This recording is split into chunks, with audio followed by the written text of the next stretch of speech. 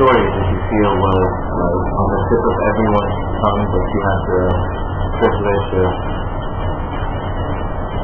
allowing it to shine right in time? No, I'm kidding.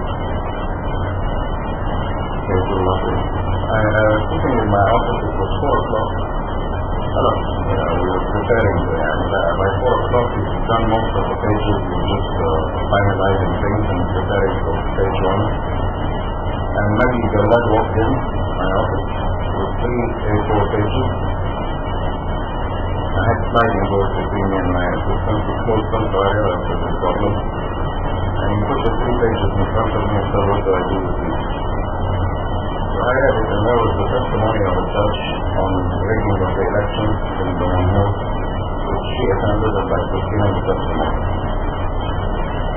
So I told him, okay, I acted very quickly. I said, call this woman and ask her. I said, there's no signature here. Ask her if she's fine. And I called my assistant and I said, fax these to Adel Abdesalam Gomaa, our lawyer.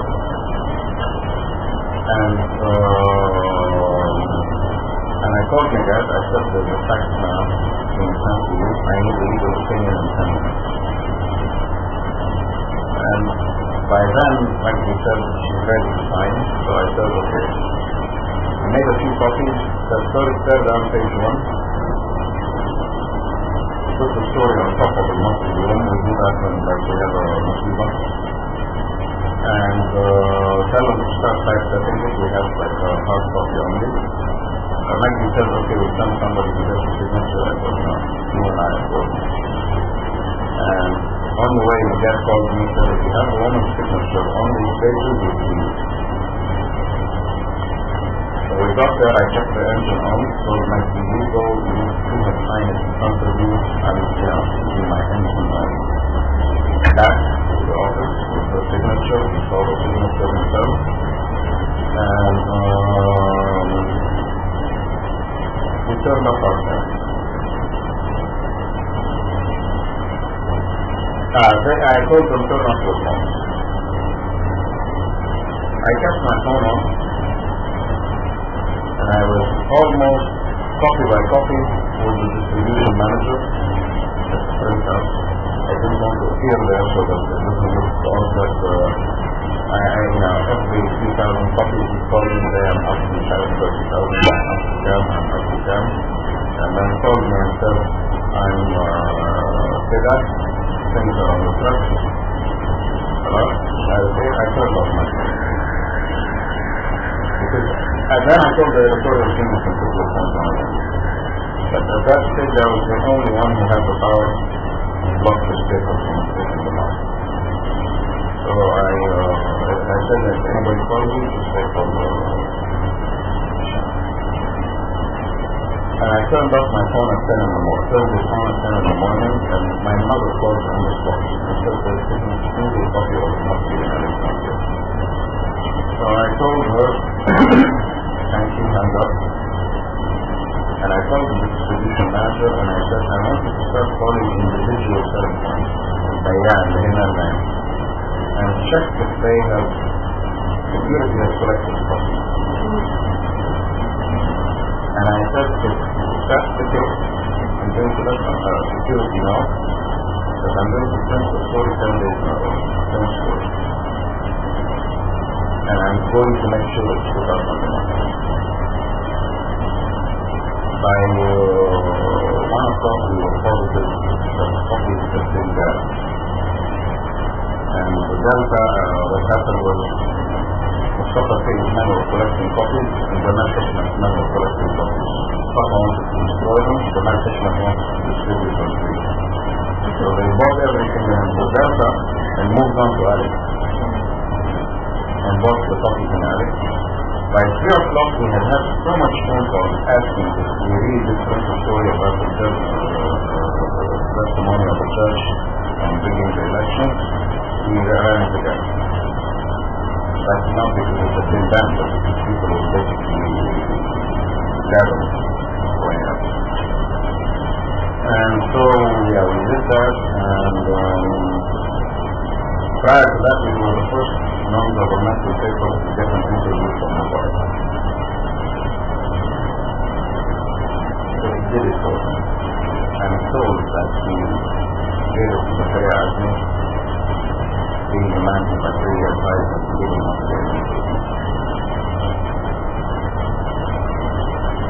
that's a bit strange. Why would you guys interview? This was at the time when things were opening up. This was in the heat of the Bush administration Russia. The regime was trying to embellish its image. The realization that times have changed. The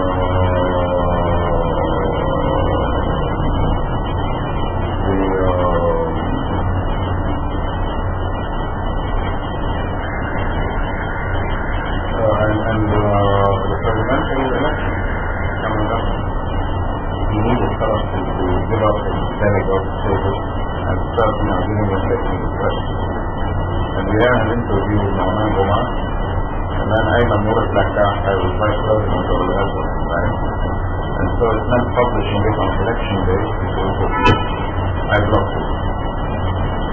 I said it's his fault for making it out. And publishing it on election day means his paper is endorsing the candidate.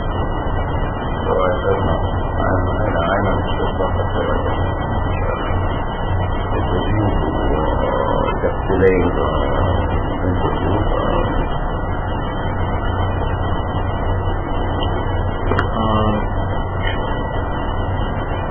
Mubarak leaving his demigod status, that was very much helped by a number of events that happened around the time before the election. And the Shubras came boys and their attempt to terrorize the country, striking fear in people's hearts when Islamists coming to power, censorship.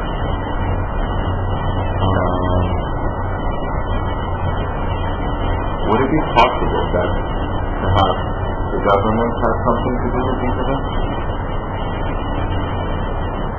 Somehow they rigged events, like Masalan the conspiracy theories regarding the Twin Towers? No.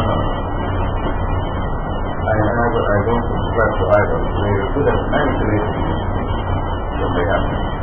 But actually putting them into play is not enough.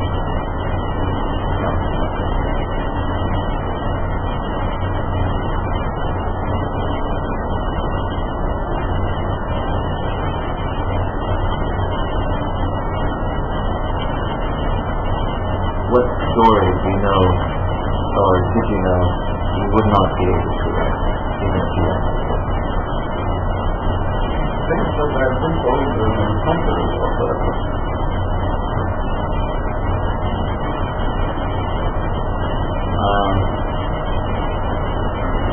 you were vice president of the Left. Yes. What's your take on the whole Ayman Nour fiasco? Ayman is the most brilliant politician of my generation.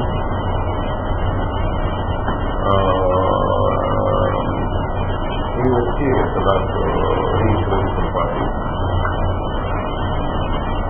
There are three such parties: Waqf al-Nasr al-Karama. Waqf al-Karama applied in 96 and 98 to the state of non-stability. Ayman more savvy in the way he handles things. He made 4 applications, 4 different parties.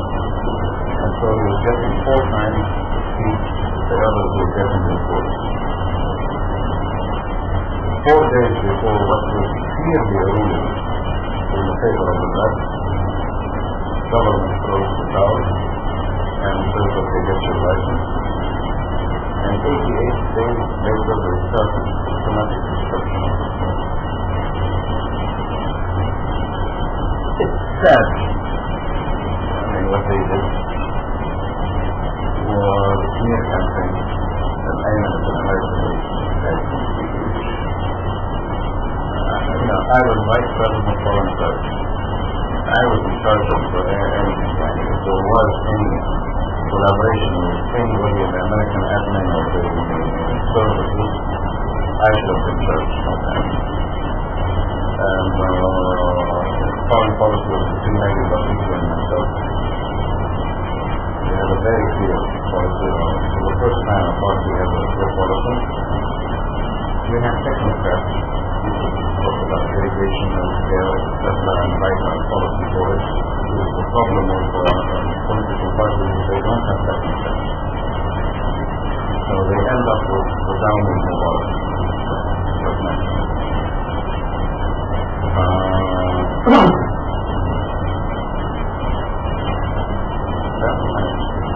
Breaks my heart. So he was in no way, in your opinion, involved in falsifying and... But I wasn't there. He did it, and I asked him to close with the lie. Okay, and he claimed he did. So let's look at the circumstantial evidence. On a Friday, a prosecutor goes to the head of a prosecutor's office with a request to list the unity of evidence for based on what? An A4 page of investigations by Adel Abdesalam Gomaa.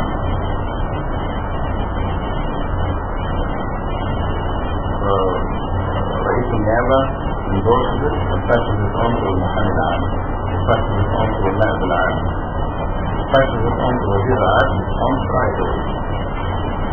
Amazing efficiency. This is German and not English. If you run somebody down on Thursday afternoon, he's saying Hagdon to Saturday morning. There's no error at all. It goes to Fatih Sur at 1 a.m. Saturday in the airport. It goes to Muhammad Musa, head of the legislative committee, at 3:30 a.m. They wake him up. At 10:20, Ayman is called, saying we're looking into lifting your immunity. 11, Ayman makes it. Okay? There have been 7 A4 pages typeset and ready with a legal opinion requesting that they lift immunity off. They overlook 2 prerogatives in empty hands. One, if you want to lift his immunity, you need the whole file, not an A4 pages, okay, with a request from state security to lift his immunity. You need the whole file, and it has to be distributed to all the members of parliament, and they need to look at it. No file. Okay? And the second thing, before you lift the immunity, you need to ask him, are you willing to stand in front of the prosecutor with your immunity? He says yes, and with his immunity. Okay. He's denied these 2 prerogatives. And that's the Constitution. It goes down, that's a blatant violation of the bylaws of Parliament. There is the debate Muwafiqun. Okay? Before the Muwafiqun, he gets a phone call saying your house and office are being searched. You can't do that. You need to lift his immunity, issue a search warrant, and then you search the office. When he finds extra Parliament security inside, they're not allowed in. Parliament still has its own security, so following him around. He realizes he's going to get arrested and decides to go underground. Conduct this underground. Tries to slip out from a back door from under each Parliament. They pick him up, rip off his trousers, take him to Tahrir Square, and in front of the Mujamma make him kneel and keep him in front of people. Okay? Later the officer said that the easy gets from a charger. La'ina wa nazartu gets to eat. Take him upstairs to مباحث الأموال العامة, بس مباحث الأموال العامة كده. مجنون. They handcuff him to the door. He's diabetic, he requests to go to the washroom. They deny him that, and like he's simply saying, okay, what you want to confess normally when you torture somebody or you rub him up, you confess. What sort of confession do you want? I just want to go to the whole story. They say we have orders. This way. And then in the evening, he finds himself in front of the other end of the building. Why? It's not the way on the building, which is the Amwal Amma. Okay? And then before we know it, charged, they arrest him, and then 2 days later, they renew his arrest for 45 days. You that to a convicted felon, to a criminal who is a threat to society, not a 10-year MP, head of political party who has residence. You do it to a vagabond who, might disappear, etc. This is a guy who has 2 kids in the English school, in the member of parliament of the political party. There is no need whatsoever to arrest him for 45 days. And then he's charged, and guess who is the judge? Adel Abdesalam Gomaa. Something started in Ibrahim. Not that much to say. He takes the work guy. If somebody with heavy security around him and he does the dirty work of the government.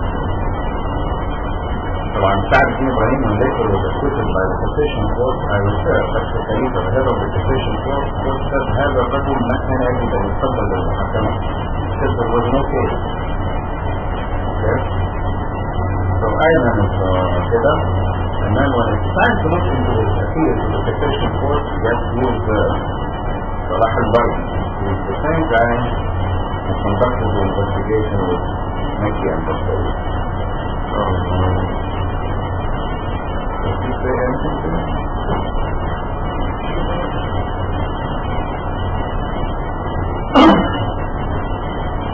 What are his options now?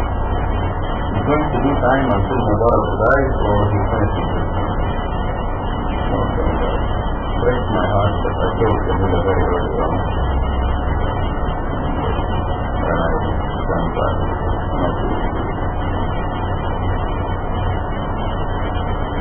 Where do you see Egypt moving to?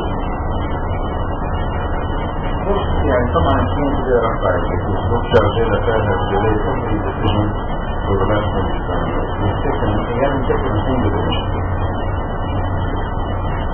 And so the next step is to say the price will only be difficult times, trouble and times. The saving grace is that Egypt cannot be allowed to be a failed state. The cost politically, regionally, for the regional stability can come and Afghanistan. But it's not going to be their upside and some tough decisions have to be taken. So the next decade is probably a very dark one. I can't say dark because if there's motion, then, Silent. Like a really heavy. Any closing words? Maybe something to inspire hope? Oh, sure. I've never